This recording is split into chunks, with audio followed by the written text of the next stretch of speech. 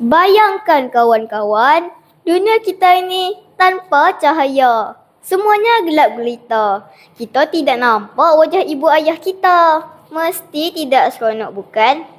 Assalamualaikum dan salam sejahtera buat pengerusi majlis, perisan hakim yang adil lagi bijaksana, penjaga masa dan hadirin yang saya kasihi semuanya. Kata orang, cinta itu dari mata turun ke hati. Ya, semuanya bermula dengan mata. Sebab itulah mata sangat penting dalam hidup kita. Kawan-kawan, nama saya Rizka Iman Iftinan binti Khairil dan saya berumur 12 tahun. Hari ini, saya sangat teruja untuk berkongsi tentang satu kejayaan yang hebat dan sangat penting, iaitu pakar oftalmologi atau lebih dikenali sebagai pakar mata. Kejayaan ini menjadi pilihan utama saya kerana saya ingin membantu orang lain melihat dunia yang indah ini dengan lebih baik. Kejayaan ini menggabungkan bidang sains, teknologi, engineering dan matematik serta diiktiraf di seluruh dunia.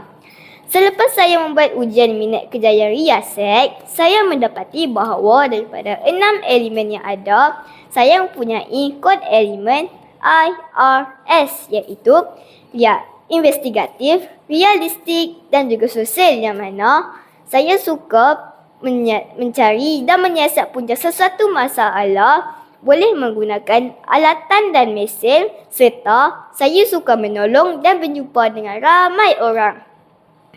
Gabungan ketiga kod mata Holland ini sangat sesuai untuk kerjaya sebagai seorang pakar oftalmologi kerana boleh menggunakan ilmu, alat dan hati yang ikhlas untuk membantu orang lain. Kawan-kawan hendak tahu, semasa pakar oftalmologi bertugas, mereka akan memakai pakaian perubatan profesional seperti kod makmal semasa sesi pemeriksaan biasa.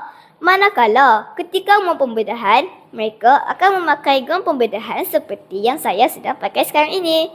Selain itu, mereka juga akan memakai sarung tangan pakai buang, topeng muka dan juga sarung kepala. Pakaian seperti ini penting untuk menjaga kebersihan daripada penyebaran penyakit, menjaga keselamatan dan sebagai imej profesional semasa merawat pesakit.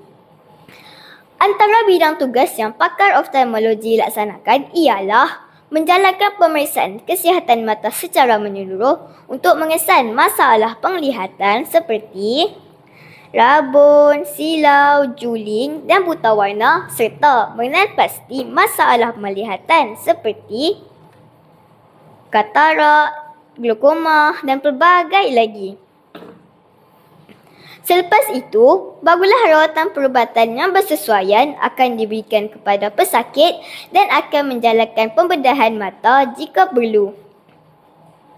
Oleh sebab itulah, saya ingin menjadi hero mata yang menyelamatkan penglihatan orang ramai seperti idola saya, iaitu Datuk Profesor Dr. Muhaya binti Haji Muhammad, seorang pakar oftalmologi terkenal di Malaysia. Beliau adalah idola saya kerana Dr. Muhaya merupakan individu hebat yang diiktiraf di peringkat global.